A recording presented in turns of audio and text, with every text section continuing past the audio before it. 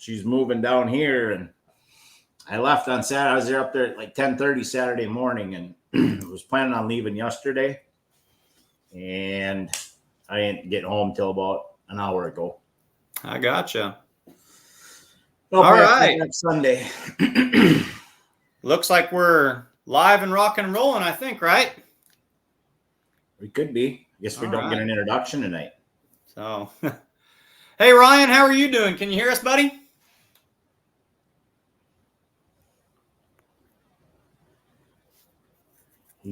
No. Hey, everybody. Welcome to Let's Grow Pulling. Monday night, October 23rd. 23rd. I prepared well for this. Jason is being a father tonight, so we have our guests are Ryan Merritt from Diesels and Dark Corners, White Plains, Georgia, and Brian Massetti from the Golden State Invitational, Madeira, California. And then we'll touch on what happened over the weekend. As most have seen the video, I think, of the mishap at Lufkin over the weekend. Scary. Nobody got hurt as usual, but we'll talk about that a little bit. I've only ever seen that happen 2 other times. One of them I was too young to remember, but I've got a video of it. And the other one would be the man typically in charge about 2 years ago when Wisner, his tractor didn't make it out of the situation quite as well as the other 2 that I saw. So by the looks of the exhaust stack, I don't think this one made it out in very good piece either. Well, it ran away for a long time. Right. That was it took them it was a while before the guillotine dropped or before whatever it got choked out. So it was very warm. That had a my candle heart was on pounding it the whole time. I hate to say that's one of those things you see it and your heart just sinks. Macon, Missouri, 1992, 93, somewhere in there. We've got a recording of Steve and Stan Blagrave had a runaway at the end of the track, and they went out of bounds with it, and smoke just starts rolling, and they couldn't get it shut down, and I think the sled operator just pulled the kill, and the black smoke turned back to white, and I think they actually saved the motor in that one. And then, of course, there's the detonation video of the last run of the Remedy. There's Ryan. Hey, Ryan, hello. How are you doing? Yeah, now I can hear y'all. All right. Little technical difficulties. Get that Starlink fired up. Yeah, that's right. It was trying to connect to my AirPods. Yeah. How are y'all tonight? Good. We're excellent. So you are Ryan Merritt from the Liberty Truck and Tractor Pull, promoting Diesels and Dark Corners. Coming up on November 3rd and 4th. Is that correct? That is correct. That sounds awesome. So how's everything down in Georgia right now? It's good. It's been dry, so hopefully it'll stay dry. We won't have a rain come on Saturday, so we're all praying for that. Good weather. So excellent. Is it warm? Diesels and Dark Corners. I was pulling up on your website. You guys have an excellent website there at the Liberty Truck and Tractor Pull. Of course, you've got all sorts of promotions all over Facebook as well. But the website has this listed as Diesels and Dark Corners 13. 13, yep. Diesels and Dark Corner 13. So is that 13 years strong this event's been going on? It is. This one has been going on for 13 years. And it even beat COVID, correct? Yeah. We even beat COVID. We didn't stop. One of them. Yep. That we didn't see any slack in any attendance or anything, so that was impressive. So Diesels and Dark Corners, that's got to be one of the coolest names. Everyone's got their big name, National Tractor Pulling Championships or, the Lions Super Pull of the South or whatnot. Diesels and Dark Corners, is there a story behind that? I mean, that's got to be about the coolest name for a pull that you can even dream up. Yeah. As Doug knows, that part of the county is out in the middle of nowhere. Back when my dad and all the ones that were growing up, they called that part of the community Dark Corners because when you get back there at night, there's no street lights, there's no lights at all. It's pitch black dark. There's no internet. There's no cell phone service. Yeah, Yeah. we're the last part of the civilization before you get into another county. So it's we're right on the county line. It's out there in the middle of the boonies, I guess you call it. Yeah. If you got to go to town, you 15 minutes away. Convenience stores, anything. So most people, when they come, they need to come prepared. Yeah. Yeah. You gotta stay out, buddy. So that makes sense, man. So we're going to be running, what is it? 1, 2, 3, 6 classes you got lined up this year? Yep. And this looks like this is a lot of my buddies talk about going to, here in Northeast Missouri, a big thing is like pro street trucks that pull. So a lot of my friends talk about going to truck pulls. And I always grew up, of course, well, no, it's not a truck pull, it's a tractor pull. But looking down your lineup, I mean, this is about as true as you get to a truck pull. 5 of your 6 classes are going to be trucks, 2 6 diesels. The limited pro diesels are what I think that's what we call 3.0 diesels around here. Yep. The pro stock, the super stock diesel trucks, and then the 4.1 semis, along with some pro farm diesel tractors. How many hooks are you anticipating? We a little over 100. I think we had about 110 signed up last year.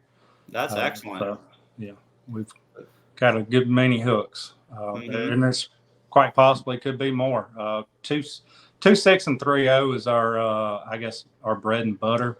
Yeah. I'd say we'll have over we 25 anticipate to 30. over 30 trucks. Yeah. So, The 3.0 class, the limited pro diesel truck class, has got to be one of the most popular, entertaining, and hard running classes, both from a fan's and a driver's perspective. I would say that's getting to be. Yeah. There's a lot of those out there, and they are all hard running, entertaining trucks. The 2 6s and the 3.0s. Talk to the crowd a little bit about those. The 2 6s are not going to run duals, but the 3.0s are, correct? yeah, correct. But they are DOT tires, which is kind of fun for pulling. No bar treads in those classes, right? Yep, that's correct. Right. Your 2 6 is it can't run any air to water. So, and your 3.0s run your air to water ice, and with it. So, Intercoolers. yep, intercoolers. And then as you kind of just go down the list, you kind of just jump classes as you want to look at it. So then you get into your pro stock diesel trucks. They're going to run bar tread tires, kind of looking at more traditional pulling, if you want to talk about it that way, but just a single turbo on those with a 3.6 turbo, I believe. And then the super stock diesel trucks, that's of course what you see at the Grand National level and your Champions Tour, running 2-stage turbochargers, multiple turbos on them. Or really big turbos. Yep. And we've had some, we allow, the 3.6 trucks can jump up to the super stocks. And we've had Brady Ingram both on a big single, and he won last year, the super stock class. I want to say there's a puller from kind of my neck of the woods in Northeast Missouri that's been known to do that, or they might have even jumped class one to another. I think the Penn Farms, maybe I think his name might be Matt Penn or something like that, has been known to do that with those trucks as well. Yeah. So Keith Witt does that too. Yeah. does he? So Keith's supposed to have 2 of his trucks down this year, so it'll be interesting. I haven't heard it from the horse's mouth, but I think the killer's coming again. They got it back together from. Good.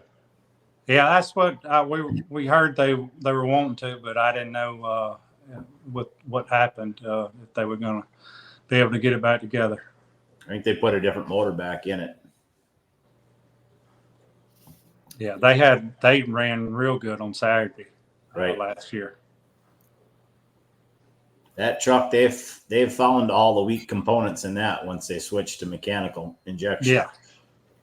Yeah, it's a hard runner now, Cummins Killer. Mm-hmm. Yeah, I was watching your 2022 super stock diesel trucks on YouTube earlier this afternoon, and I mean that was definitely a who's who. The show that you had down there last year with the Rock Hard Ram and the Cummins Killer, several of the top-notch runners down there for sure. So I'm sure we're going to see a lot of those guys again. We love this late season pulling. I mean, for fans, when you can find something to tune into like this is awesome. Now down in Georgia and even kind of out there east, a lot of locals that are going to show up to that as well, I'm assuming. I mean, are there people who are the big hard runners down there that maybe a Midwestern fan who might be following this on beermoneypulling.tv might need to know about before we tune in? Yeah. Well, the only classes that are pretty popular that we have is 2.6. And then we got a Pro Farm tractor class. So your 2.6 class, it's I guess one of the trucks that I'm part of. My cousin drives it mainly. It's the Down South diesel truck. He won last year at Shides and qualified first on Saturday, but had turbo trouble. So it's a pretty strong competitor. Okay. Mr. Robert Young with Booyah, he's right behind that truck too. There's another common rail truck, J.W. Oliver, with the Duke. He won 2 years ago at Shide, so he can win anytime too with all those trucks from up north and out in the Midwest. When we go to Shide, all three of those trucks get in that pack, so it'll be interesting. Say the Wisconsin boys are planning on coming down and a whole pack. Half of Wisconsin's coming. They're very loyal pullers for us. So when you have a good event like you do, it's easy to get people to come back once they get there. Yeah, 16 to 19 hours for Wisconsin drive. It's those guys are 3 hours north of us yet. Yeah. So that's where I came from. It's gonna be good who's who in the 2.6 class to see who all of them that are gonna show up for. So some dark corners. These names that you're mentioning, is there an organization down there that they typically pull with? Or I kind of saw the Liberty Truck and Tractor pull. It's like a track sled organization, more or less all in one, that has 5 or 6 pulls throughout the year. Yeah. So we do. These guys all just pull right there, or do we travel around northern Georgia, or what does that kind of look like? There's only one organization. There's a pro pulling Southern Pro Pulling League. It's called Southern Pullers with the PPL, and it's about 3 hours south. They have probably 10 pulls, and we go down there and compete for the points, regional points championship down there. Ours, we do a little points championship with our organization with 2.6 also. So we'll venture out during the regular season to Carolinas, South Carolina, and North Carolina. But normally that group will go up the Shides and pull up there. So kind of stay around there. You mentioned you guys have a small points championship at the end of the year, when you've tallied your points. Yeah. Is that just from the pulls there at the Liberty Truck and Tractor pull there in White Plains? Yeah, our 6 pulls, we do it. And then Southern Pullers does one separate from us over in there. So with the PPL regional. Is Diesels and Dark Corners the final points hook of the year for you guys, or is this after your points have concluded? This is after our points and concluded. Okay. So this is a big standalone promotional event where you open up your doors and you kind of challenge the best, from the rest of the world to say, hey, here's what we do. Here's what our track looks like. Come on down and play in the clay with us, right? Yep, it is. And awesome. It's kind of to help promote. Puts a new meaning to red dirt. Yeah. Help promote pulling in the South. Try to grow it a little better because it's not as popular as it is up north and out west. So this event kind of lets the fans see some of those trucks and stuff that they would never get to see unless they travel 10 plus hours. So well, I would venture to say that you're definitely being really successful with that goal. I kind of pride myself on being just a fan, and I really like to follow, big time pulling, grand national level of all three organizations, if you want to call it that. But diesels and dark corners, that's one of those things that you hear and you automatically say, oh yeah, that's a big one. That's one worth going to. That's one worth looking into. So you've done a great job at just establishing this draw and putting it at the date that you have it too. Here in the Midwest, things start turning a little chilly and we kind of put it in the barn and go harvest or whatever. But, being able to have a pull in November, that kind of gives you the run of the market. And a lot of guys might want to get stuff back out and fans want to watch it. So, diesels and dark corners, I definitely think is something that people are starting to look at, they've heard of. So I think it's getting to be a destination pull. You don't have to say Georgia. Everybody knows where diesels and dark corners. Mm-hmm. Yeah. No. It feels good when we've kind of got a name for ourselves like that. So to hit it again, you're pulling at Friday night at 6:00, Friday, November 3rd, and then Saturday night, we're going to bump it up to 5:00, November 4th. And then you've got a show and shine kind of mixed in there somewhere as well. Yep. Going on Saturday. They'll be going up through the day. And then they'll pick the winners, and right before we start pulling, we'll parade the winners down the track. So for the show and shine, every class of those. So that's cool. I like that a lot. That's an excellent thing to do as well. And the best part, if you can't make it, it'll be live stream on beermoneypulling.tv. I hear those guys do a heck of a job, Doug. We try.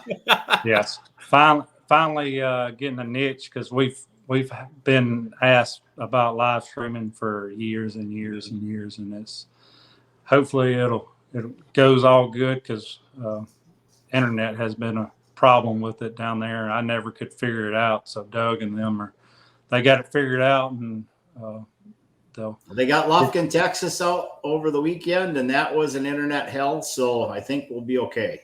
Good. We've got 2 Starlink units if we need them, so that's right. So talking about live stream always makes me think of, the in-person attendance and atmosphere. And one thing I've heard a lot of down there is the atmosphere is absolutely excellent. Have you seen the fans for diesels and dark corners specifically, or just for Liberty Truck and Tractor Pull for your pulls? Has your fan base kind of expanded each year, from year 1 to year 13 with this? Is it just growing and growing and growing every year? Yes, it has. It grows every year. And the biggest thing I've noticed, Friday's always been something. When we started probably 4 or 5 years ago, I can't remember, we started a 2-day event for diesel and dark corners, and Friday was it was pretty much the first one was just pullers, and now I think last Friday we took in 1,500 people for Friday. Oh, wow. So excellent. So that's the locals, they stack couches in the back of trucks and line them up, and it's pretty cool. And then you've got the one and only Will, the announcer. Pick 'em up trucks. Dude, if I had I was listening to him, that was going to be my Doug, that's perfect. That was going to be the next thing I was going to talk about. I was listening to this gentleman announce. There he is right there. Pulled up on YouTube. William and that guy is fired up. I mean, he is, when you think of, if you have to picture in my mind what a Southern announcer sounds like, he hits that bell on the head and he comes with a ton of energy, doesn't he? He has a good time, awesome. It sounds like. He doesn't like red paint, though. He is a John Deere guy through and through. Yeah. John Deere's and Fords. John Deere. What a weird combination. So, if you're calling a pro, I imagine there's a lot of red tractors in that Pro Farm tractor class. And then, of course, anything that's not a Cummins, is kind of an outside shot with all the diesel trucks. So if you're green and Ford, you might have trouble on your fullpull.us picks with that. Yeah. Well, he does like Fords with Cummins in them. That's his favorite. Well, yeah, they're Cummins swap. You can always He's a cross-dresser now. I hear they bolt right in. Yeah. No, William, he's a hoot. He's I've known him since college days. Me and him were roommates, and he kind of introduced him into pulling, brought him on, and then when our regular announcer, which is his father-in-law, retired, he took the reins, and he's worldwide, I guess, known now. He's a good dude. He was fun. I enjoyed just listening to him and just the amount of enthusiasm and that he brought to it. That in itself always can make a big part of a show. So to hit it again, Friday night at 6 o'clock, Saturday night at 5 o'clock, Diesels and Dark Corners in White Plains. I'm saying that right? Right. White Plains, Georgia. White Plains, yep. Liberty Truck and Tractor Pull. The website is actually Liberty Truck and Tractor Pull. What I really like about your guys' excellent website, like it's going to actually break down everything from not only your whole schedule for the year, but Diesels and Dark Corners. And then you've got it right there for everyone. It's going to show the payout and everything, I believe, if that's up to date for your Diesels and Dark Corners. So you cast big lures, you catch big fish. Yep. it helps. You put a little padding in their pocket to pay for some fuel. So yep. I think that semi classes every year that you've done it, it's gotten bigger. And yeah, I know a couple of the outlaw guys, if they've got their field work done, they're planning on wandering down as well. So yeah, I've had a couple of calls from Missouri and Wisconsin. So hopefully they'll come on over. Semi class is a crowd favorite. That dirt in that semis, it's impressive the way they run. Yeah, you mentioned Missouri. Northwest Missouri's kind of developed a small little cult following for like the Pro Stock or the Hot Street, whatever you want to call it, the semis. Yeah, I've noticed there's a lot of those up there around Northwest Missouri that are starting to pop up left and right. So we definitely love to see some of those guys come down and play in the clay, so to speak. So that'd be a ton of fun. I was looking at the distances that some of your guys were pulling from last year, and we were letting them get out and run. I think that's what the fans like to see. I think that's, the drivers like to be brought to a gentle stop. But I was seeing distances 380, 370, 383 with track to spare. So it looks like you guys have a lot of room to play down there. Probably 500 feet, isn't there? Yeah, it's 500 foot. So we got plenty of runoff. And if you miss that, you go in the pond. Yeah, the lake. We got Lake Oconee back there. Yeah, a couple miles. So we got plenty of runoff room for them. But it's still a single track. Yeah, it is. Single track. Yeah. Now, anyone who's talked to me knows I actually advocate for single tracks. I think a single track, when done correctly, can run a more personal and entertaining show than a double track done poorly. That can create an awesome atmosphere when you've got someone doing it right, like I'm sure you guys do. There's a 4-1 truck right there, I believe. I think he's from up around Green Bay. Okay, good. And you have the guys from Michigan coming in with their belly scraper tractors this year? They're Ohio. It's Jeff Burton and Ted Ferguson. So they're coming in and going to maintain the track for us and keep things flowing smoothly. They do a very good job. Those tractors, the scrape tractor with the Packer right behind it is impressive. Right. So we kind of reached out to them, and they were very, very receiving on wanting to come. So, which his brother Mike Burden runs a 3.0 truck, limited pro truck, and they've been down for several years, and it's kind of how we got them. We got to know Mike and Jeff, and got in with them. So they're going to bring that down. That's going to help our show and help the flow of things. Yeah, those things are awesome. Yeah, one of them's an 806 with a Cummins. He swapped in a Cummins, so that's pretty neat. So come showtime, you said your cousin's got a 2.6 truck. come showtime on Friday and Saturday, where will we see you at? Are you going to be putting on a fire suit and getting in a vehicle, or are you going to be? Where will we find Ryan come Friday and Saturday night at Diesels and Dark Corners? Running around with like a chicken with my head cut off. Directing traffic usually. Yeah, I'm everywhere. Just wherever I need to fill in at, or wherever I might be driving. It's one of the trucks there, and whoever's available. Because Hank does my cousin, the other one that owns that 2.6 truck. He does the lineup, and he's one of the owners of the track also. So it's whoever is available and has time to drive the truck. Yeah, it might be somebody else. I don't know. Yeah. So what is your official title when it comes to the Liberty Truck and Tractor Pull and Diesels and Dark Corners?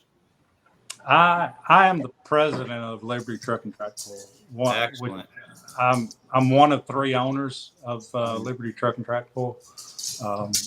It's Hank Carlton, which is my cousin, and then Dennis Hardegree, which is my cousin-in-law. He married into the family. Mm-hmm. So he self-proclaims himself as the mayor of Liberty, the community.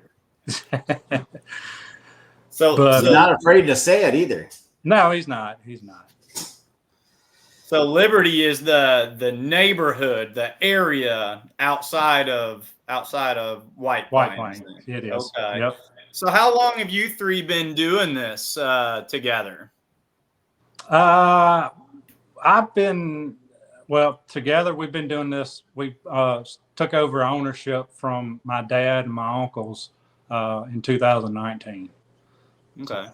Been doing it. We had a year up under our belt, and then COVID hit, and it scared the crap out of us. We thought we might be going under, but we kept plowing through with COVID, and it was, one of our best years before all that. So we were very fortunate and lucky. Well, it seems like you guys have obviously grown the pull and are getting that interest out in the South and the East, and like I said, you're opening the doors and you're challenging the best of the best and saying, come down and play with us. And I think that's absolutely awesome. I've kind of been, Doug, I guess I should have looked at some of the comments here. I'm not very good at looking at the comments. One gentleman asked a couple questions have come up, excuse me, about any class orders. Yeah, that's what I was determined. We hadn't set that yet. We'll probably try to do it on Wednesday or Thursday. We'll do it a couple of days ahead of time. We hadn't set it. It's not in stone yet. So I guess we'll put that out all over and on our website and the Diesel and Dark Corners Facebook group. So keep an eye on that. Does your website also have any oh, did we lose him? Oh, there you are. Does your website do any live results? Like, if someone can't watch it on Beer Money Pulling, but they want to see who's leading and winning? We try to do it through XFuel. We've been doing that for the past 4 years. So as long as our internet stays good and stable, we're able to do the live results through there. So our scorekeepers are familiar with that because we use it during our regular season. So they look for us on the XFuel app or website. Okay, perfect. So lots of ways to stay in touch with the Diesels and Dark Corners. Diesels and Dark Corners number 13 coming up November 3rd and 4th, Friday and Saturday. Friday at 6 o'clock, Saturday at 5 o'clock. So Ryan, if you kind of just had to give it the spiel, give it your personal promotion, tell everybody out there on the internet and on Let's Grow Pulling, what all do we need to know? Just tell us about Diesels and Dark Corners, kind of in your abridged, shoot from the hip style. Oh, okay. Diesels and Dark Corners, November 3rd and 4th. Friday, gates open at 3 p.m. We start pulling at 6. Admission's $20. both days. Kids 10 and under are free. Military with military ID, it's $10. We prefer cash. We will take debit and credit cards. Charge $1 fee per admission price. We do have camping spots. It's $100 on the premise, and it's first come, first serve on the camping spots. If we got anywhere from trucks from 1,200 horsepower all the way up to 3,000 horsepower, and then we got Proform tractors, and then we got the ever popular 4-1 semis pulling both nights. So it's gonna be a great night both times. So make sure if you don't come Friday, you come Saturday. Or we would like for you to come both days because something new happens every time. Wait till Saturday, you might miss something. Yeah. Saturday, we gates open at 10 a.m. The show and shine runs through the afternoon, and we start pulling at 5 o'clock on Saturday, and it's $20 admission on Saturday. Same kids 10 and under are free, and $10 military discount. Preview of the shirt yet. I got the shirt proof in. I'm waiting on a price because I'm sure if I put out the shirt proof, I have a lot of questions with how much is it going to cost. I'm making sure that it's not going to cost us anymore. I'm waiting on that, and we should have that probably in a couple of days. We'll put the proof out and have the shirts. So that's popular too. So event shirts. So make sure you get them if you're there Friday. We try to have enough. We have some Saturday too, but they get pretty low on Friday. Everybody buys them. So. No. Well, guys, I know from a fan's perspective, this is one of those. I think Doug said it perfectly. It's turning into a destination pull. This is something that you hear about a lot. Diesels and dark corners. That's not just some obscure phrase. Like, that is a pull that people are marking on their calendars. Ryan's been kind enough to come on with us, tell us everything that we need to know about it. Doug, did I miss anything? Do we need Ryan to give us a rundown anymore? We've done well. It's a great time. I mean, if you're even close, make the trip. If you can't make the trip, watch it on the live stream because it's top notch. We appreciate Doug and Jason and all the Beer Money crew helping us out, promoting it, and taking us to the next level throughout the years. They help us grow every year. We're not going backwards by no means. Right. So right. They're definitely helping us out. And if you need any promotions done from any of the Beer Money crew, definitely seek them out because we're definitely a testament to what they've done to us. I mean, Doug showed me, stats. I'm not a stat man, but it's hard for me to keep up numbers. But Doug showed me a graph, what our website's done since they've taken over. So definitely, they're a testament to hundreds of % increase. Yeah. See if I can figure out which way it goes up and off the screen. Yeah.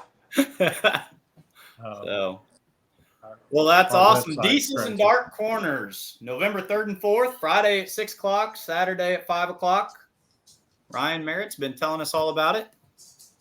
I'm pumped up. I'm gonna be live streaming unless I stick my thumb out and someone picks me up and takes me to Georgia.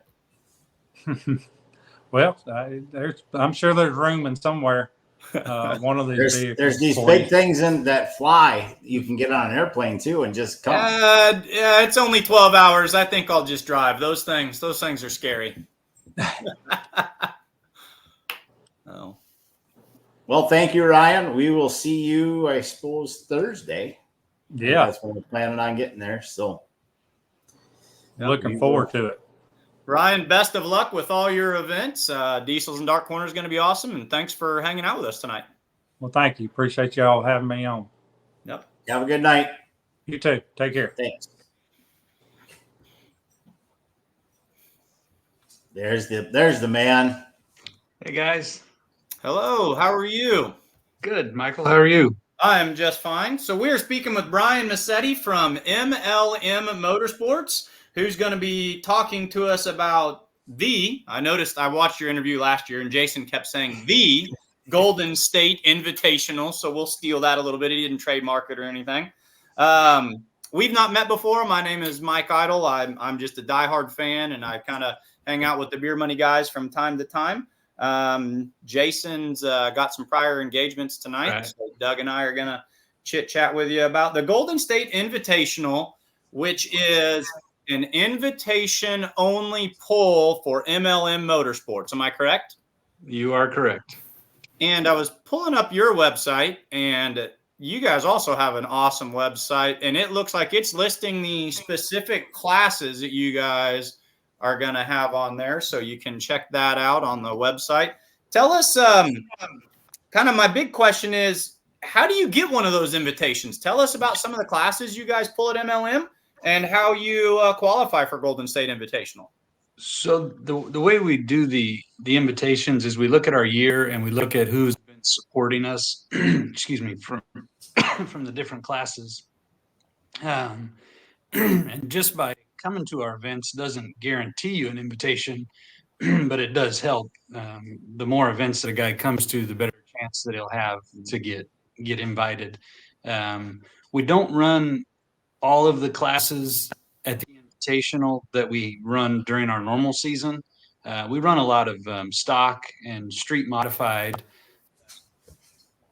and then a stock diesel class. So we kind of start about the middle of the pack and go up with the classes from there. We'll run.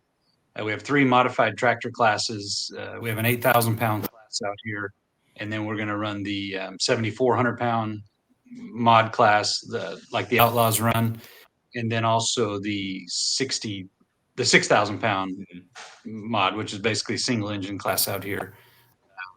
We'll run our pro modified 4-wheel drives. We will run the pro stock, limited pro stock diesel pickups, work stock diesel. We run a 6,000 pound super stock 4-wheel drive, which is basically a DOT tire class. We've got 2 hot farm classes, a 12,000 and an 8,500 pound. And I think that's all the classes. No, we're also added country modifieds, which is kind of in between that super stock and a pro modified, with a cut tire, lighter weight, and a smaller cubic inch. They're about what, 4,500 pounds or so? They're 55. Okay. Yeah, so they're not that far off from the pro mods at 6,200, but I'd have to look, but I think they're limited to like 470-ish cubic inches, smaller tire, shorter weight bar, but a good class. Sure. So I was kind of trying to do a little research on here. It looks like you guys primarily pull throughout the season California, but you dip over into Nevada a little bit. Is that right? Yes, you're right. How many pulls will you guys typically have in a year? We put on 12 that we're putting on, but with our sled, I think this year we went to 35. So there's a decent number out here. There's a couple other promoters that put on events that we do work for. So there's a good bit of pulling. Our season typically starts in February with the World Ag Expo in Tulare. There's usually a pull that week put on by Max Cackle. So that's early to mid-February. And then we're going through November 11th. So it's kind of a long stretch of a season. Yeah. You guys don't pull like real heavy in June and July, correct? I saw that. Yeah. We don't put on events. We do one in June, but there's several like July. The Turlock Fair is there. It's not like what you guys are used to, where you guys kind of go like June to September typically, right? Yeah. I mean, so and do a lot more than we do all year in that time frame. Yeah. And during the week, but so ours is stretched out, over most of the year. We're pretty lucky with weather. We did get a rain out in March this year. and then 2 of ours over the summer. We had rain during the day. We were able to get the shows off. So, so that's kind of the gist of what we do. You guys will never complain about rain out there. Oh, we need all we can get. That's for sure. I just don't like it on pool day. Yeah. Right. Day after is fine, but this event. Oh, go ahead. But, Yep. no, I was gonna say this Golden State Invitational last year was our first year. It's kind of been a dream of mine to put on just a big 2-day event, and it happens to be in our hometown, which makes it nice.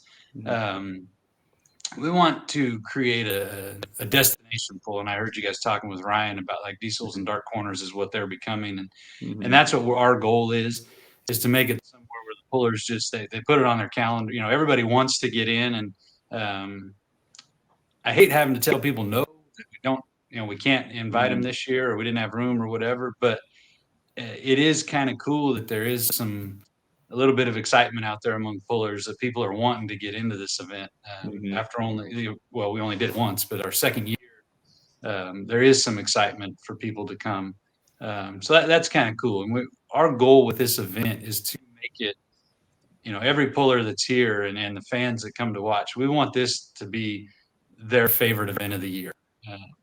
We've got meals for the pullers both Friday and Saturday. There's a camping area. Man, I think we've already got 40 RVs on the reservation list. So it just really is it's a good event. Great feeling. It's just neat, the atmosphere and having, last year, what really blew me away was Thursday. The pool's Friday and Saturday. So Thursday we're setting up and they were setting the stage up for the concert. And I looked and the RV park was half full Thursday afternoons, which was cool. Just, people getting there and getting set up and just hanging out. It was neat. Yeah, I like the way the phrase tonight, I think that's going to be walked away with is the term destination pull. And I think that's really something that we're looking at right here. Diesels and dark corners has kind of developed into what it is at this point. You guys are just on your second pull with the Golden State Invitational.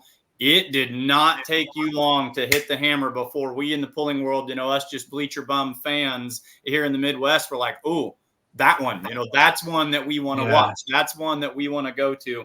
So I think the pull that you guys put on last year, do you just feel like you're ready to kick down the door for year 2 and it's just you're running on some of that success? Yes. And we were, going into it, we didn't know what to expect. I had high hopes and high expectations, and I can say that event exceeded my hopes and dreams.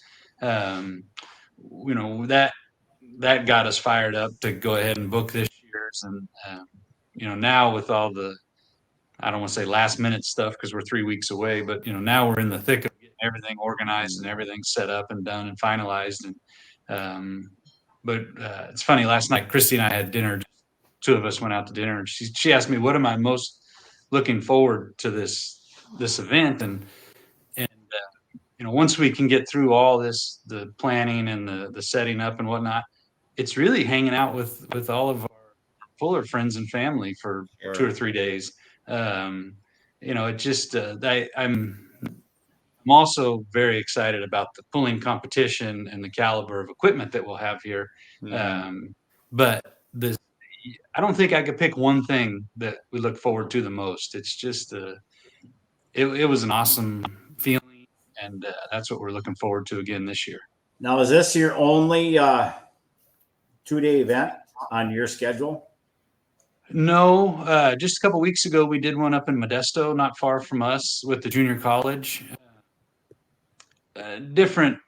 Whole different feeling and a whole different event. But I think that we did these 2 this year. But you guys know it. For pullers, it's awesome. Well, for everybody, once you're there for a 1-day event, hanging out and doing the next one, I don't know, I can say it's easier, but it's better. Fun. It's a lot more fun. 2-day events are excellent, and I'm going to kind of tell you from a fan's perspective and experience that we've had. Every year we go on a big pull trip and we set a destination pull for the year. And one year we did 3 pulls in 3 days, and we went to a different spot at each pull. But each of those pulls had at least a 2-day session. And at the end of it, we didn't truly feel like we'd gotten the experience or the fill, because we decided it's a whole lot better if you're going to go somewhere that has a 2-day pull, go there and stay, because you're going to see how does the track change, how do the drivers make developments, is Friday night just kind of a test and tune and Saturday night they set on kill, or do they have to make up the ground early if they're going to win? So a 2-day session, pullers love it. They pull there, they park the rig, they're getting 2 for 1. But we as fans love the narrative that can develop over 2 days of pulling, and he did this last night, watch, he moved a weight to the front, or he whatever, freshly cut tires, or he threw a rod, did he get his motor back on? I mean, there's a 2-day event makes it a lot of fun for fans. So that's you hit the nail on the head there for sure. Yeah, definitely. So I mean, I think it's better for both sides, when we can. Obviously not every venue can support that, and it just doesn't always work. I guess in a perfect world it would. How many hooks can we expect to see? What was your hook count last year, ballpark, and what are you looking at for this year? We should be about 60 per night this year. Okay. Yeah. So it. Do you cap any classes off? I mean, is there a magic number? Not really. We kind of in the beginning we talked about looking at our schedule and what our classes have been throughout the year. Out here, for some reason, the biggest class we have is the pro modified 4-wheel drives. And a friend and I were just talking the other day and just kind of, bouncing the names out. There's really 25, right around 25 trucks that could show up at any time. We never get that many, but we may have 8 or 9 at an event. We do have 12 coming to this event. So, and that's our largest class by numbers. And there's actually a couple guys that would have been invited, but they're hurt their motor late in the year or whatever, so they're not going to be ready. But so our biggest class is, like I said, there'll be 12 pro modifieds. As far as the modified tractors, there's 3 in the 8,000 pound class. Of course, Donnie Fagundes with Max Cackle, and the Koreas with Get Her Done, and then Jared Risky with his Swiss Power, and all 3 of them have registered to come. And we're really not supposed to get into classes tonight, Jason told me, but anyways, that's so our heavy mod class. There'll be, we've got 3 guys that run out here. In the 7,400 pound class, I think we're looking about 6, maybe 7. So that's a strong class. There's some good running tractors in that There's class. a kid from Kentucky that showed up out there that probably stepped the game up in that class. Yeah, he did. Yeah. And I'd love that, except for we have a tractor in that class. So, but and actually he stepped up the lighter class too. They've got 1 in each, that they're just incredible machines. In fact, the first time we ran their twin engine was at our show in Chowchilla early this year, and it just as far as how we set the sled, everything, it's all different now. And we learned a lot in one night. So I don't know if you're familiar, Michael. It's Brant Sullivan. Oh, okay. When you said Kentucky, that was the last names that I was assuming. So Brant has moved out to California, and I think he's got his hand in quite a few trucks and tractors now, as far as building engines for them and doing work. Tinkering with drag racing a little bit. Yes. So I've really enjoyed getting to know him and becoming friends with him.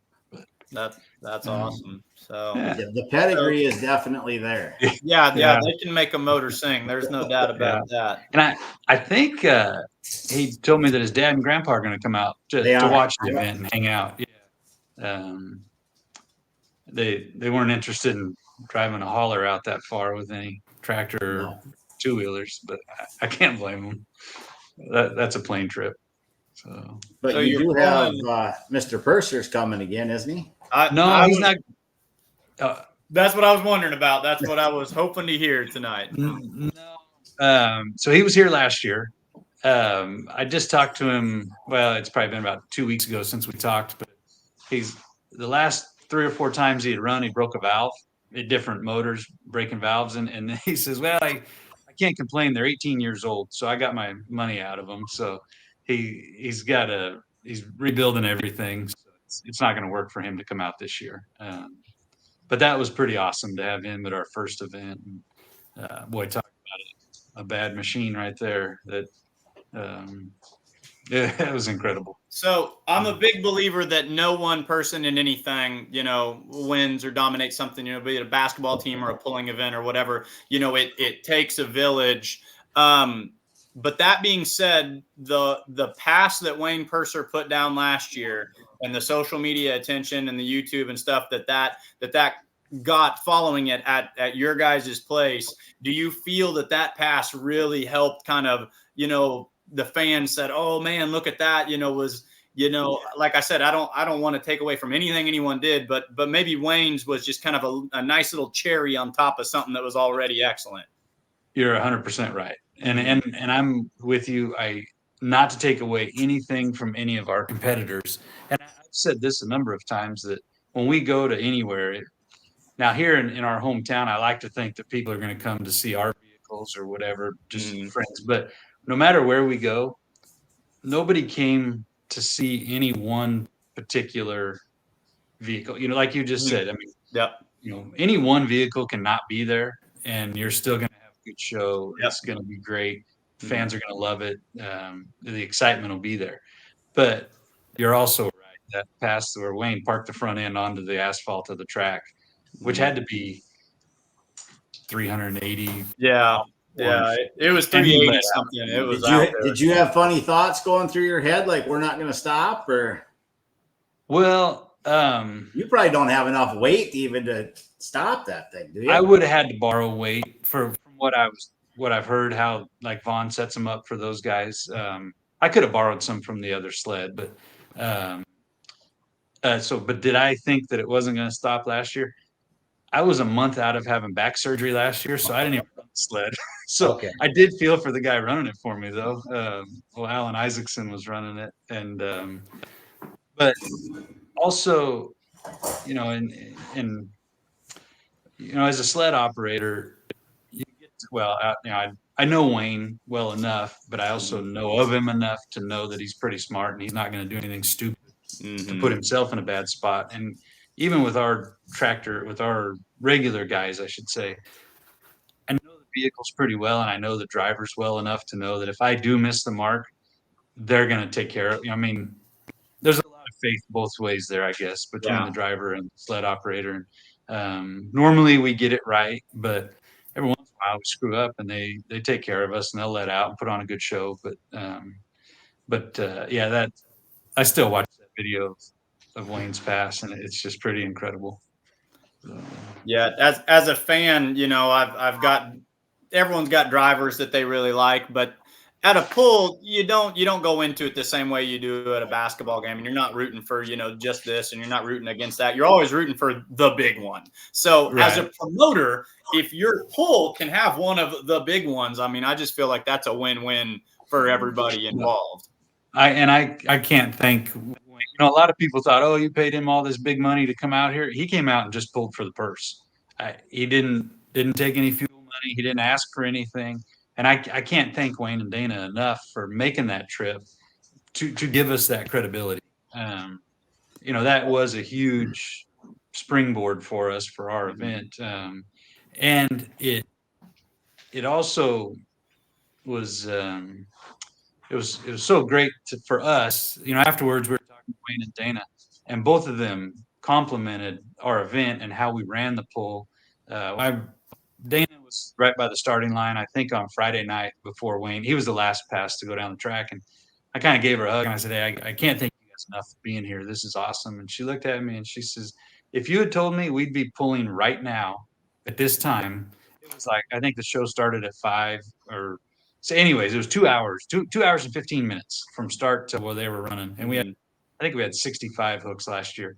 So she says, if you had told me that we'd be pulling at this time, I'd never believe it. She says, I've never seen a pull run so fast and so smooth. So that really meant a lot to us to hear that from them. I mean, they've been to plenty of pulls and competed all over the country. But that just speaks to the team that we have Our track crew was incredible.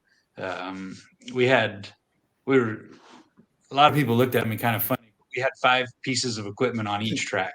We had 2 scrapers, 2 rollers, and the Bobcats with the Bungart rakes on them, and it was organized chaos. Everybody was working together, and we were putting the track back together. And that was the first time out here that anybody had ever used the Bobcats and the rakes. And now this year we're going to have 4. We're going to have 2 on each track, as well as 2 rollers on each track. So one thing we pride ourselves on is putting the most effort possible into building a good track. Some areas we go to, it's all sand and it's a rodeo arena, whatever. The end result isn't as good as we want, but it's the best that we can get. Luckily here in Madera, we have good dirt in the infield of this racetrack. So for us, it's a very good track. It's not the real heavy clay like you guys are used to in a lot of places. I was just going to say, is there such a thing as clay in California? There's a couple dirt tracks where they've brought it in, but this is an asphalt track, so we're just stuck with the infield dirt. But it is good dirt, and John Spielman heads up our track building, and he's lined up all the equipment for us, and he's out there on the track doing whatever as well as feeding. But it just we've put together a great team over the years, and it's paying off and working well. The track, you've been like reading my mind. You've been one step, I don't even have to look at my notes because you're just going right down them here. I didn't watch the show front to back last year, but I tried to watch as much as I could on all the social media platforms and on YouTube just to make sure that, I was keeping up with what was happening in pulling. And I don't know, as a person from Missouri, I don't know what I expected a California pulling track to look like. I didn't pay attention in geography class well enough to know, the differences in Missouri soil and California soil. But the first thing I showed all my buddies last year was my first impression. I said, this track is in excellent condition. This track is a pulling track that someone's worked on this track and has very high standards and knows what they're doing. And that was kind of my gut impressions when I was watching the pull last year. Well, thank you I appreciate hearing that. And I know John, I think he's watching, and he does. In fact, we the last 2 events we've done were real sandy tracks, but going into it, he had a plan. This is what he wants to do, and this is what we're going to do. And we did it. And then we left, and he goes, well, it wasn't great, but it was better than it had been in the past. And but like I said, he's already got the equipment lined up. He's got operators lined up. Because that's the other thing, you put 10 pieces of equipment out there, you need 10 people that can do this. Yeah. Especially those skid steers, you got to be pretty smooth on that. And the guys that he's got lined up have been phenomenal for us. So I don't think we've mentioned yet that this will also be live streamed on beermoneypulling.tv. Well, they do a great job, Doug. Thank you, Doug. And they do a great job. Yes, it will. We're excited about that. We did live stream it last year, and but now this time it's with. I don't think we had Beer Money Pulling TV last year. No, we did not. So we're excited. And the other thing, not to really jump all over the place, but Ryan mentioned it at the end of your last segment. Our relationship with Beer Money, and Doug is helping, and everybody at the office, and of course I'm pretty close with Jason too. That has been, I mean, I don't want to say too much because Jason will raise the price on me. But it's been phenomenal. The amount of growth and exposure that we've gotten just through your platform. I know it is the largest pulling platform there is online, but I really value that relationship we have, and all the help that Doug, that you've given us, and what the whole crew does for us. So it's there is a lot person in that office. I'll tell you that. What's that? I said it's not just one person in the office. I mean, everybody does their job, and yes, I don't know the first thing. I can put a video together, but Chandler and Mackenzie do awesome, and yeah, it's a dream team.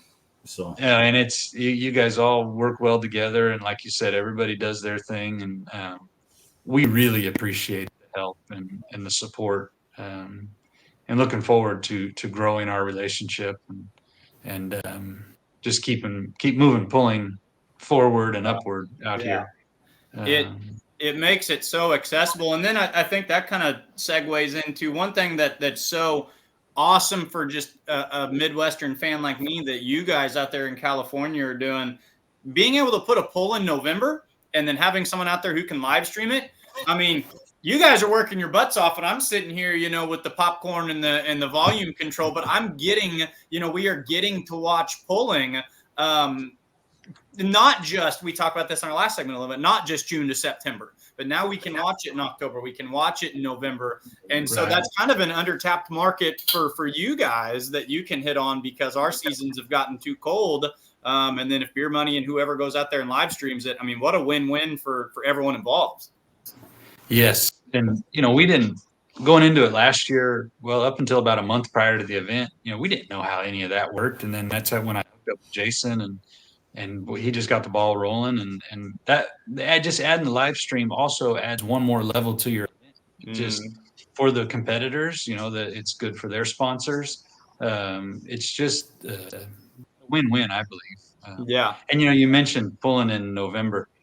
I don't know if you guys are praying, people, but we could really pray for no rain that weekend would be great. The weekend the Monday after is fine, but just the 10th and 11th, we don't need any. 2 a.m. on Sunday night, you'll be fine. Well, maybe we'll get the haulers out of there first. Yeah. After the haulers are gone, then we'll. They're probably on blacktop, aren't they?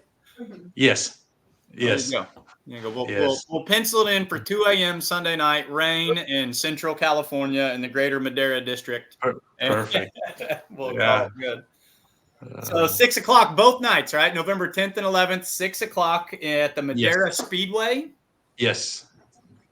Right here in Madera. They just had a huge ARCA race Saturday night at the Speedway. So there's a lot of good things going on at this venue. Kenny Shepard runs the track, and he was actually a driver I think he drove in the Busch Series. I don't know if he ever drove Cup, but anyways, he's in it for racing like we are for pulling. I mean, all he wants to do is grow the sport and grow young drivers, and that's why we pull, and that's why we put on events, is to help keep the sport growing and trying to just put on the best events that are out here. Is the Golden State Invitational the only one you have at the Speedway, or do you have a handful of other pulling events there throughout the year too? No. In years past, we had a really a neat event with Kenny. Their biggest race of the year was called the Harvest Classic in September. Big open wheel race, super modifieds, all their top classes were there.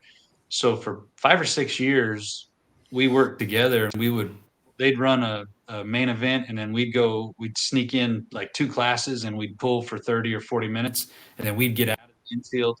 Then they'd go run a main event. And so it was really cool to cross over. And, these race car guys have never seen us pull. We never really get to go to their races because we're always pulling somewhere else. So it was neat. But then COVID, when he couldn't have anybody in the stands, that kind of just knocked everything down. And then he was working at building up his attendance again after they could get people. And then, of course, last year I talked to him and worked out a deal and just got a weekend at the track. And so now we're just going to do our standalone deal. What's the racing season out there usually, or do they not stop?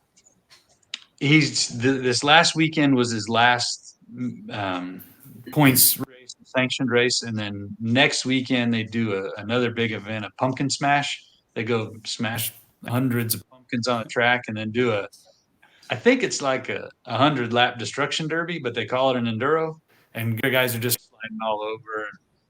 So it is kind of nice for us to be after his season, because then last year we were the week before a race, so we had to get out and sweep the track and get everything clean and get it. We'd leave a little bit of dirt or oil on the track, and then the guys come to race the next weekend, and it's not the best racing surface. And so that's the one good thing about being in November. His season is over. We're not going to put dirt on the track and cause a problem for him. We want to be good tenants, if you will, and leave everything better than we found it, and not cause him any headaches for his bread and butter races. What was that the purpose for moving it? Because it looked like it was almost like maybe this weekend a No, year ago the- or pretty close to Yeah, it. you're right. It was, and so the ARCA series tells the racetracks, well, we can be at your facility on this date. Mhm. So ARCA wanted, or the only weekend ARCA could come was this past weekend. So then we got bumped, and I was not about to do it the weekend before his huge Yeah. race. Yeah. And then next weekend he's got an event, and then I think the fairgrounds has something else on the grounds on the November 4th. So that's how we got pushed back to the 10th and 11th. We are excited to be on Veterans Day. Of course, we love America and hmm everything there. So we are excited to celebrate our veterans, and several pullers are veterans with us. And we've got some different areas. We're going to donate some VIP tickets to the Veterans Hall here in town, so they can have some members come. And so we're excited to it. Yeah. Yeah. So That's a neat how thing. big is Madeira? I think we're about 70,000 people. Okay, so it's substantial. Yeah, It's I mean, not it's not Liberty, Georgia. Yeah. Yeah. Yeah. And we're not far from Fresno, which is a couple 100,000 people. And then to the north, Sacramento's about 2.5 hour drive to the north. We're in what they call the San Joaquin Valley. It's all agriculture around us. We're in the only good part of the state, right in the middle. What do you grow there? Are you corn and soybeans too? No, almonds have really Almonds? almonds and grapes. And then I mean there's tomatoes, there's cotton, there's all that kind of stuff. But The I think dairies almonds aren't and as grapes, relevant as they were, are they? Or that was more of the San Joaquin Valley. we are the San Joaquin Valley. Okay. Yeah, but the a lot of grapes got torn out, and almonds went in, and when the prices were great, and then almond prices have tanked, and some of them are coming out. And then we don't have any water, so it's a mess. Huh. And we got our politics. I'll just leave it at that. I mean, I don't think I'll offend anybody by saying the politics suck out here, but it is what it is. Oh, So, yeah. That's yeah. Well, we're looking at the Golden State Invitational. Another cool name. I mean, talk about cool names for pulling events. I mean, that's got a great ring to it. In Madera, California, November 10th and 11th, 6 o'clock both nights. Invitational, not necessarily it's not like you qualify. You receive an invitation based on several metrics that you discussed earlier in the show. Yes. Invitational pulling is fun. I've been to a few invitational pulls. That's you like what you see when you're a fan at an invitational pull. That's for sure. That's a good way to put it. But it is, it's exciting for me and for Christy to see the excitement among pullers. When we sent out the invitations, and we probably half the guys registered.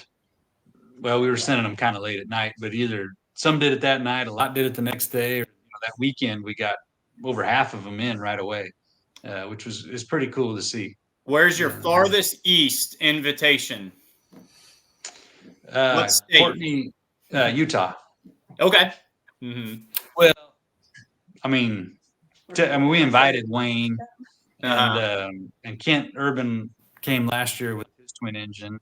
It's not going to work for him to come this year, but so I mean, technically they were invited. But, okay, so you're sending them as far east as Oklahoma, and flirting with being in the Midwest then too. So yes, but I also am very realistic that that's a minimum of a 2-day drive. Yeah, and fuel is outrageous right now.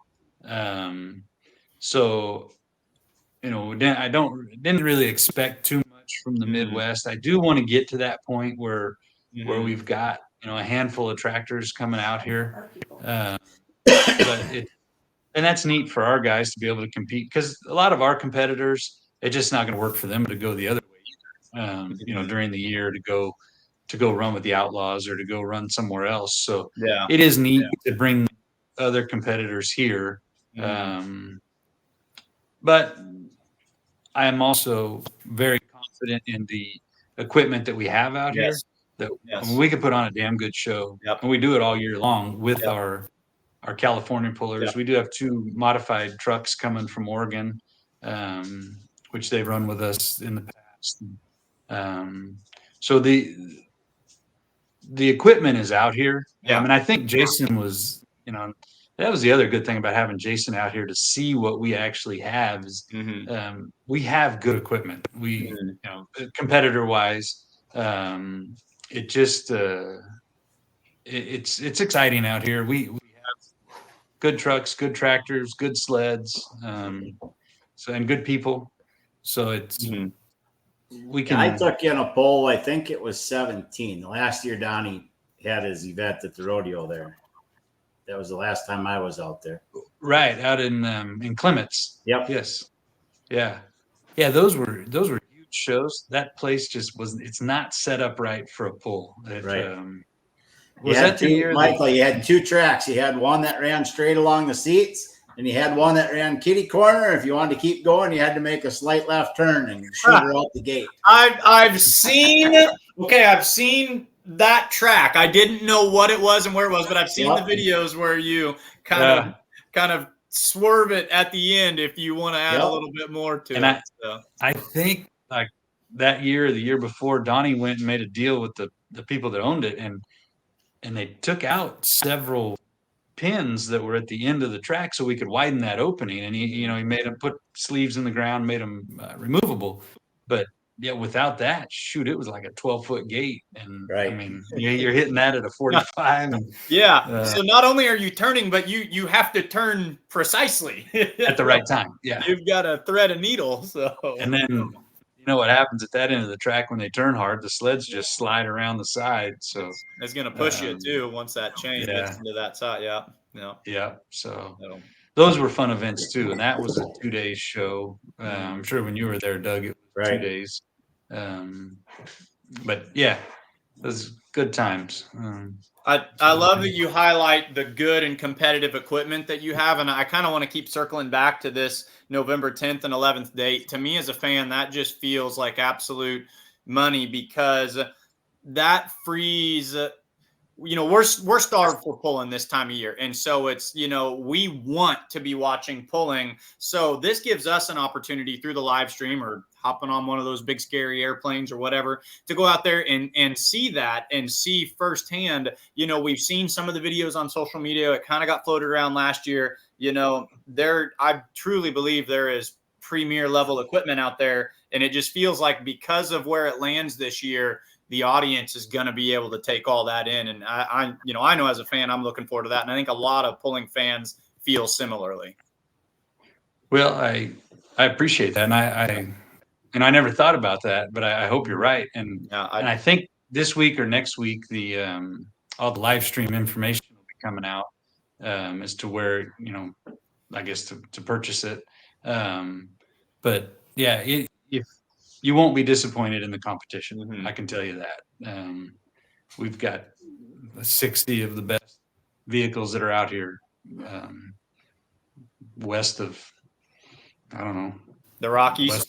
Yeah, probably. Yeah. So from Oregon to Utah to California and just circle that left side of the map.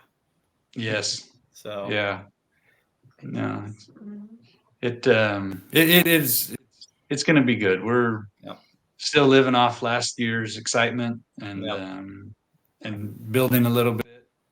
Adding a VIP area for spectators. Yeah, we did it. Christie's added a VIP area for spectators, just a little nicer, little better seating for them. Have a little dinner area for them.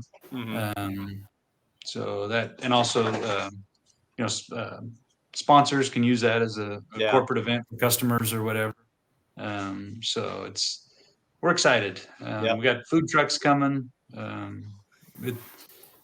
It's going to be a whole camping. You guys have got plenty of camping on site too. Yeah. I think they said there's like 75 spots with hookups on, on the fairgrounds. Not that this matters this time of year, but I think all the spots are under shade trees. And I want to say we had 45 RVs there last year, which is cool. That blew me away. On Thursday, we were out there and I turned around, I looked, I said, holy shit, this campground is half full. I Yeah. mean, it was cool. Now, and I had one guy call me, and he's renting 5 RV spots, and he's not a puller, just coming with a big group of people, just coming to watch the event and hang That's out what for you the want. weekend. So That's That's a good thing. yeah, I mean, it's awesome. We're excited. You have to It's- rent generators and string power cords for everybody, then you're getting somewhere. Yeah, no kidding. Well, the funny thing is, the fairgrounds several years ago, they spent a ton of money and they put all this infrastructure in with the power, and I mean, they got 50 amp power at all these and water, and then during COVID, of course, everything got shut down. Well, now after COVID, the fairgrounds doesn't want to reopen the RV park, which is just in the grounds, but they're letting us for race weekends. You can do it, um, and this will be the biggest event for the RV part of the fairgrounds for the whole year. I know that. Um, so it's cool. It's a great weekend. Love if I were you, I would not be surprised if you walked through that campground and saw it almost completely full. And if you saw license plates from well east of California, I just feel like, this is growing into something where you're going to each year see more and more Yes. fans drawn to it. Well, I talked to Marcus Jansen this morning, and he's bringing his RV out with his wife and one of the boys, and he said they're coming from Phoenix. I know they're from Nebraska. He runs with Donald Nelson with the Bullwhip, but anyways, they're coming out to hang out for the weekend and watch and just be here. So You'll have at least one Wisconsin license plate back there somewhere too, right, Doug? No, that's an airplane trip. he's going on an airplane. Yeah. You guys get all your equipment and everything, and you don't have to bring your trailer or whatever. This is going to be a unique situation, but no, we don't need to take everything. So okay. the fairground or the Speedway, they have their own TV production company. Sure. They live stream a lot of their races, so they have everything we need, and they're the ones that filmed it last year. So we're kind of lucky in that respect. We just hire them to do that. Doug and those guys don't have to haul everything out. So they'll beam it to us, and then we will put it together and send it out. So it gets double live streamed. That's yeah. Huh. I'm not going to try to pretend to understand how all that works. I'm just going to say that sounds really cool, and it's going to be the HDMI cord will take it from my laptop to my TV. As long as I get that part of it, we're good. Yeah. That I have no idea how any of that works either. No. So November 10th and 11th, Golden State Invitational. Brian Massetti from MLM Motorsports. MLM Motorsports being the truck and tractor pulling organization out there that you kind of captain and lead. And that kind of is you. You kind of are MLM Motorsports. And Christy and I are, yeah. 6 o'clock both nights. What does MLM stand for? So back in 2000 when we started, I had 2 partners, Paul Leishman and Bruce McClintock, and they were pullers, and I was a lot younger back then, and I didn't think I could do this and put all this stuff together, and so they convinced me we could do it together. So it's Massetti, Leishman, McClintock, and then after a couple of years, they I don't think they lost interest in pulling, but they kind of went different ways, and so then we didn't dissolve. The whole company came to Christy and I, but we didn't want to change the name or the logo or anything like that. So, so are those all Portuguese influenced names? I thought it sounded like a law firm. Yeah. No, I don't know. I don't know what Paul Leishman is. He's just a good old boy. And Bruce McClintock, I don't know. He might be Irish. I don't know. But yeah, well, Bo will always be a little older than me, but that's okay. But one other thing, Mike, the GSI23.com is our website that has all the information. Try to keep it easy, just GSI23. That's the puller's registered through that. I think food truck information is there. Ticket sales are online. You can buy our T-shirts and hats, sweatshirts.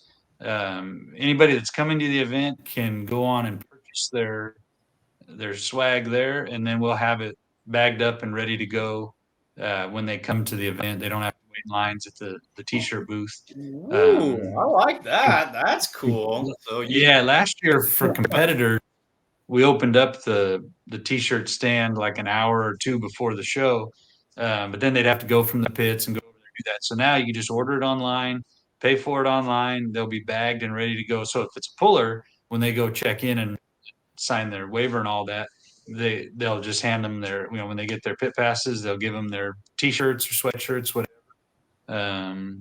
So we got we can ship if we need to, but anybody that's coming, they can pick it up there. We're really excited about our shirt design this year. We went with the the American flag. One of our pullers, Nick Gorell, has a twin turban, calls it Semper Fi. He's a Marine, so kind of a nod to our veterans there. yeah. With it being on Veterans Day as well, so then that ties in really, really nicely. Yes. So, and then the other two vehicles are father and son competitors that pull in, one a pro modified, diesel pickup. So, kind of cool keeping it all in the family there. Yeah, that's awesome. That's awesome. So pulling is fun. Pulling is fun, guys. This is great stuff. It is. In the GS, I can. Will you be able to have commercial vendors? Probably, or I don't know if he's talking about like, their each individual team sell their stuff. Yeah, we could probably work something out with that. Russell's a good dude. He makes all our hats for us. So, the other thing we got, is this year's? We do these rings for the championship for both nights. This was last year's, but this year's look even a little bit better. They stand out a little better. So we have, Friday night is one competition, trophies and purse for every, trophies for first and second, and then the purse payouts for everybody. Saturday is a whole nother competition with a new purse and new trophies, but then we do a combined winner for the weekend, and then they get these rings. And then this is this was last year's. I don't know if you can see. It's acrylic. That's excellent. We're going to do something similar to this this year. So it's kind of cool. It's the shape of California. Got our logos on there.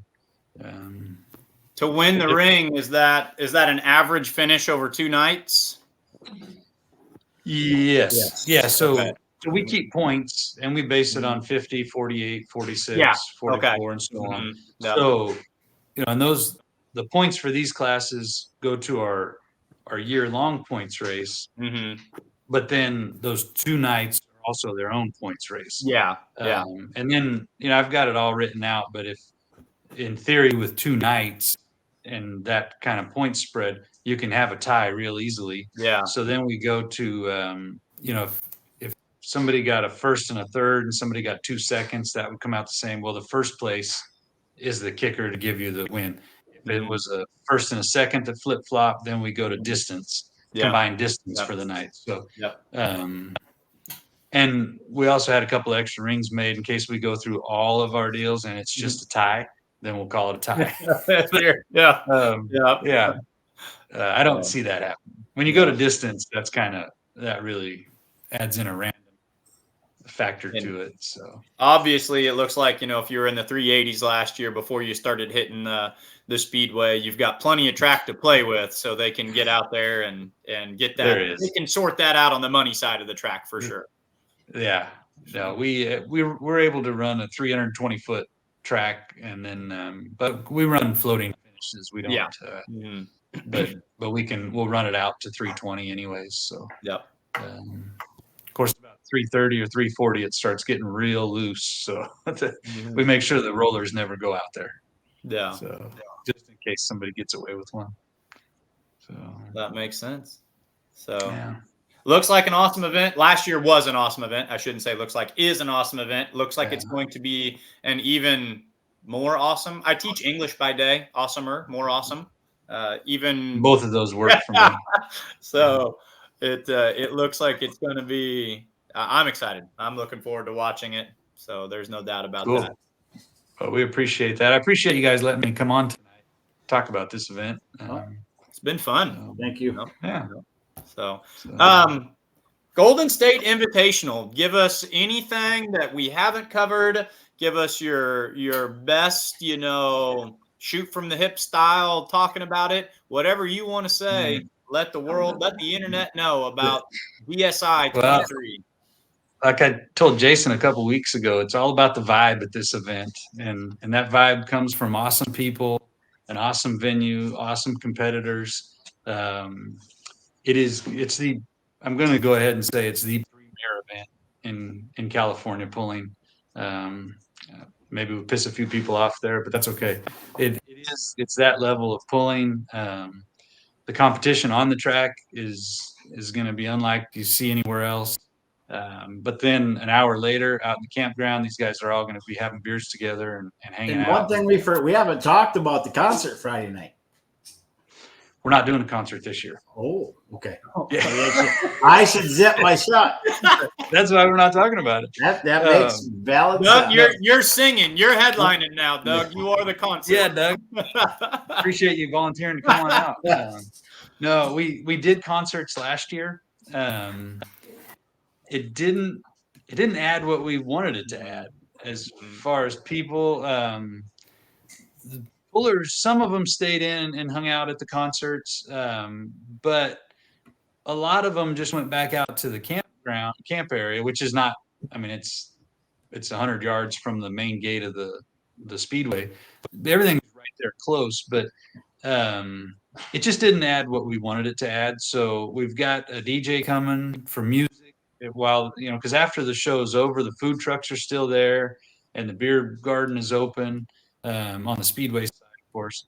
And then we'll do Saturday night after the show in the tent. We will do our awards for the rings, and then we'll go over all that stuff. But the winners of each class, what we did last year was kind of awesome. We drug them around the track, and they ended up right at the start finish line in their victory lane, if you will.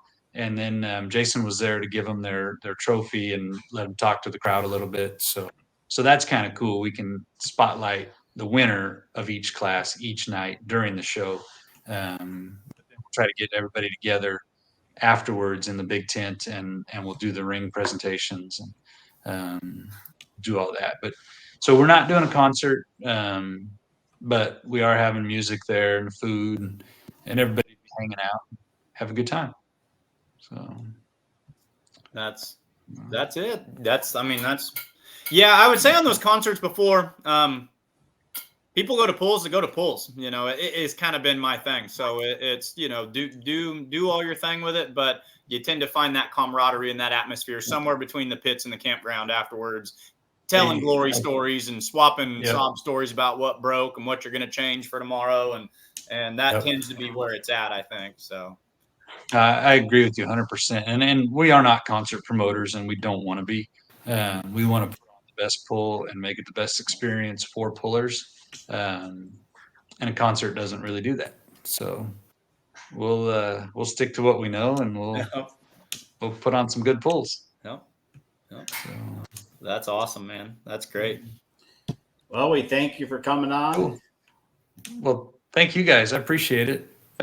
Yep. Look Best forward of luck thank you. at the Golden State Invitational, and that's going to be awesome. We're looking forward to it. It is, and this week I'm hoping that Jason has some time. We're going to go ahead and announce all the competitors in the classes.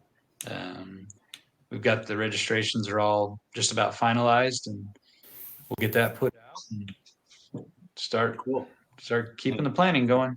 Keep in mind, rain has been ordered for 2 a.m. Sunday morning and not 1 minute sooner. So much appreciated.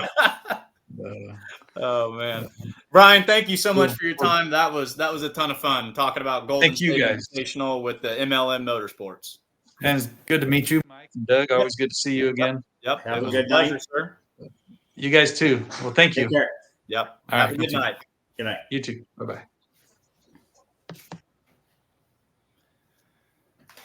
How So, come I Doug? get the spotlight? What's that? I said, how come I get the spotlight? There we go. That's Oh, that's hey guys. Well, we can zoom in on the 750. Tonight's featured tractor is the Minneapolis Moline G750. Doug, did you hang out? Were you in Lufkin this weekend? I was not. I was being a good son and moving my mother. So No. I was being not the best husband and watching tractor pulling. So but no, that looked like a great time, and it looks like pulls coming up after Diesels and Dark Corners and Golden State Invitational are the next two Shipshewana and Zellwood. And then we're spilling into correct. next year. the second weekend in January. Mm-hmm. The Shipshewana is that's the first one. That's the Midwest Winter Nationals. And what are the dates on that? The 10th or 11th. I wrote it on my calendar today and then left my calendar. It's 11, 12, 13, 10, 11, 12, something like that. Sounds right. Yeah, 10, 11, 12, 13. Test polling on the 10th. Events 11, 12, 13. And Zellwood is the 12th and 13th. So they overlap a little bit. this year they do. Okay. Yeah, Shipshewana, that's the Midwest Winter Nationals. That's the one I'm sure most people have heard of. That kind of gets a lot of spotlight in there. But Zellwood, Florida, that one I had to do some looking into today. That's Florida. I should have written it down. Florida Super Bowl. Yep, Florida Pullers. Okay. In Zellwood, Florida. Will you be at either of those? I will be in Zellwood. Nice. Awesome. The girls are going to Shipshewana, Hope and Kenzie. And then Jason and I are going to Zellwood. So, and Shipshewana, I was flipping through their schedule today. Boy, they don't hurt for iron there, do they? No, they don't. I Comes to think I saw 70 hot farms or something in there. And just the number of classes alone, and you can almost just follow by, if you can think of a pulling vehicle that would fit in this weight bracket, you can start at like 1850. I don't even know them well enough, but 1850 like Econo mini rod all the way up to like 13,000, pro field or something. Right. They just jump every 1,000 pounds. They're gonna run 5.0 Pro Stocks in there this year. So. I saw that one really looked like that's gonna be, boy, there's some mean. That's a class that's taken off and gotten hot in a hurry. The 5.0s, and even the 5.0s will run at Louisville against the big pros sometimes. And there isn't. No, most of those guys will jump up. Like Meddings, they'll slap the bigger turbo on. And put the intercooler on. They'll do like what Connor Medding did and then forget to take it off and then just keep rocking and rolling with it, into the next season. Yep. So these are that big, or the guys that bought our trailer were building a big pro, and now they're downsizing to a 5.0. They're just think the reliability's there, and they put on a good show. Yeah, I think they do. I feel that way a lot. I was a diehard alcohol pulling fan. I liked light super stocks. I like the super stock open. When they hit and they go off like a rocket. But anytime alcohol pullers are involved, you're guaranteed midway through the class, there are going to be gremlins. Right. And it seems like with a 4.1 turbocharger or a 5.0 turbocharger, those things feel like you could turn them into workhorses. It just feels like you could put 30 passes on those tractors, and from a promoter and you can put 32 passes on them before they go. They just, as we saw, you can almost tell that to the T, but the reliability on them. And I was sitting in, I won't say where, but I was sitting at a show a couple years ago in a state east of us. We were watching light super stocks, and just 6 of them in a row. We had 2 of them light and they went awesome. And then 6 of them in a row, just boom at the exact same spot. And that comes with the territory.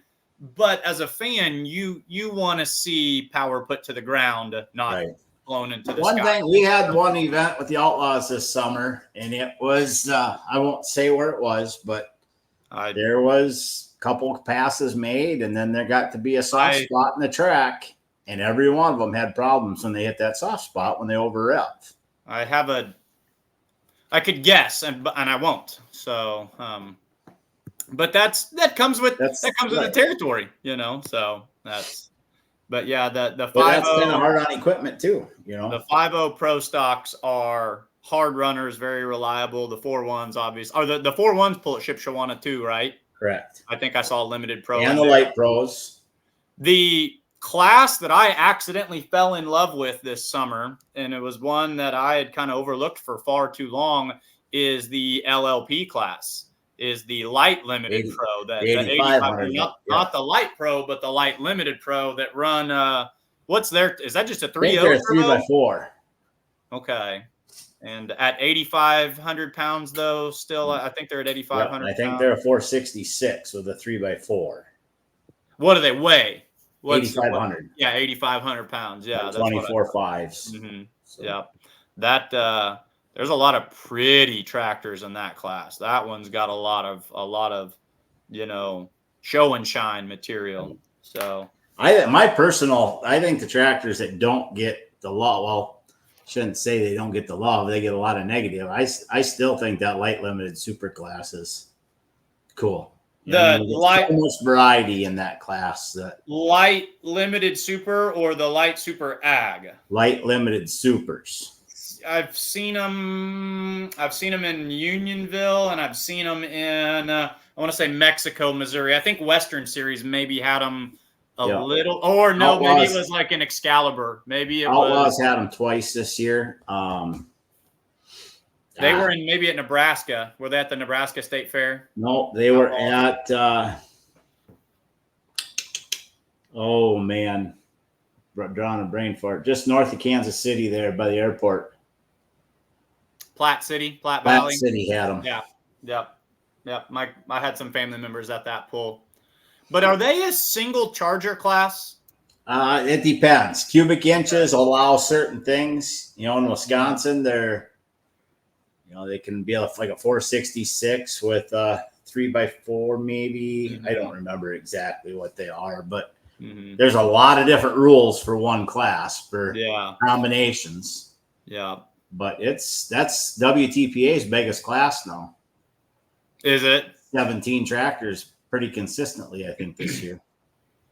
How many on alcohol? How many on diesel? About a 50-50. Is it? Mm-hmm. Does the diesel get to weigh more? I don't think so. I think they have that figured out with the turbo limit and cubic inch limits. Is it a true? Some of them can run twins, but most of them are just big singles.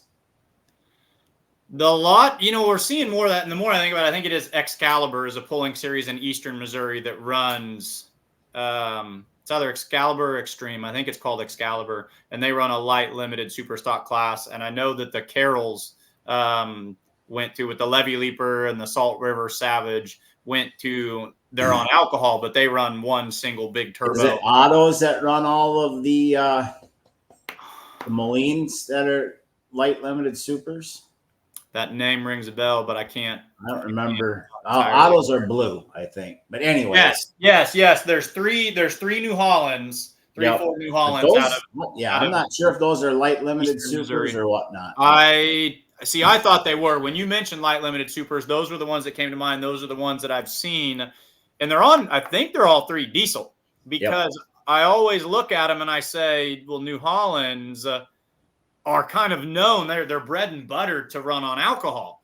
And I always feel like these guys are against what you would expect. And I think they're actually all 3 of them on diesel, which kind of surprised me.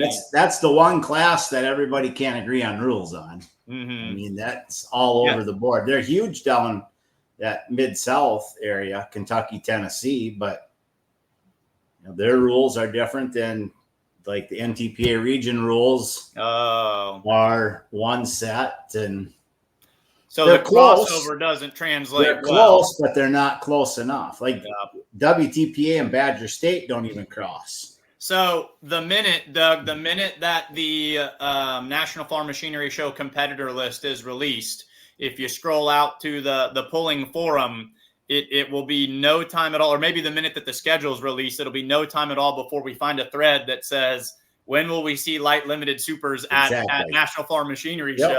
And so, like you say, the rules are too far apart, but that's You could almost It's go out fun. and for them. It's 6,000 pounds, I think, and big tires, and they're kind of hard to drive. That's the way they should be. That's what people have said. They're one of the few things that they feel, and I have a big theory on this too, as far as how we view it as fans.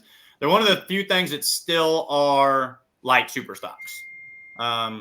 I argue that the modern day light super stock has more in common with the traditional 7,500 pound super, and that the modern day super stock open is the new 9,500 pound super, and that the 5,500 pound OG light super doesn't exist. But people say that light limited super is filling that void a little bit. I remember, I was up north in Wisconsin, and Mark Peisig always used to say they need to bring that light limit class, or the light class needs to go back to 5,500 pounds. Mm-hmm. But with the addition of cages and all this other stuff, they can't technically do it. I don't know.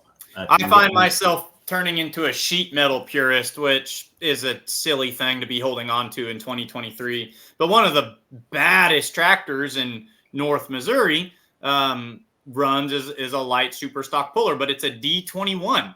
And if you go look at old, video footage of National Farm Machinery Show, well, D21s were pulling in 12,000 pound classes. So just the concept of claiming a D21, weighs 6,000 pounds. Probably got a 40 series motor in it. Right. Mm-hmm. I will not speculate because, that's the thing about the light limited super is there, at least the ass matches the hood, So the class that I did have a ton of fun watching this year was the light super stock ag, which is kind of an offshoot of everything we're talking about. And those, I think it's penciled into the rule book that motor, sheet everything metal, rear matches. end, Yep, unless it's an authorized factory replacement. Yeah. That's where the light limiteds are too. I didn't know a case could be replaced with a Cummins, but there is one with WTPA. The 5.9 on alcohol. The thing's pretty mean. It runs stupid RPMs. That's awesome. Yeah, that's that the light super stock ag class. That's someone was on here one time. It might even have been you a couple of weeks ago. You said that class gets Western, and that class can get really interesting when those guys start fighting for control with those. Right. It reminds me of a true light super class. Yeah, that was a good tussle between Eleanor and the Outlaws. Eleanor, and then was it the Hawkeye hooker? Yeah, there was the Hawkeye hooker, and then Schluter had the barn burner. Barn burner ended up finishing second. And I watched. I think it was in South Dakota. No, it might have been at Nebraska. I think it was the Nebraska State Fair, and Ulmer brought out the weapon for the first time all year.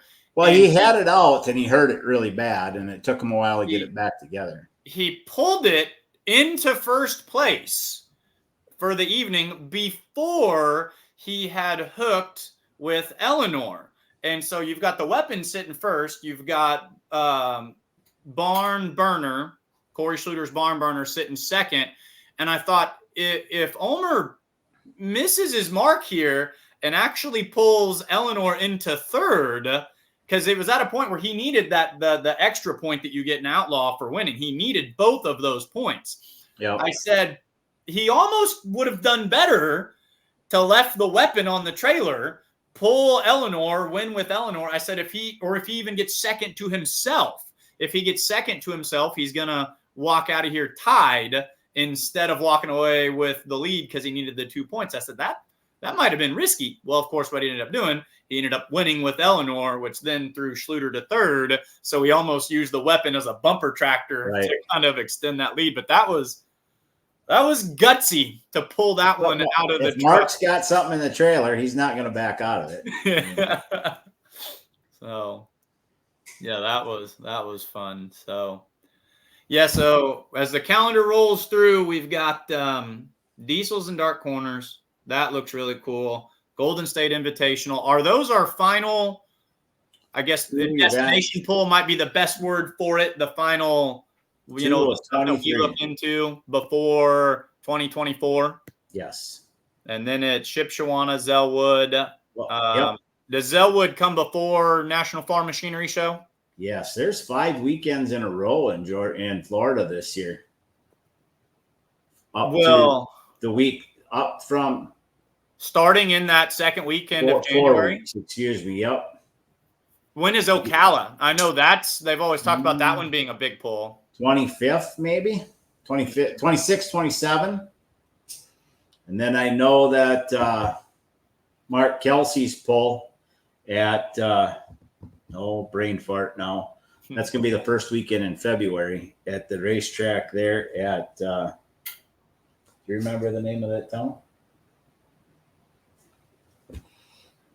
I can't remember now.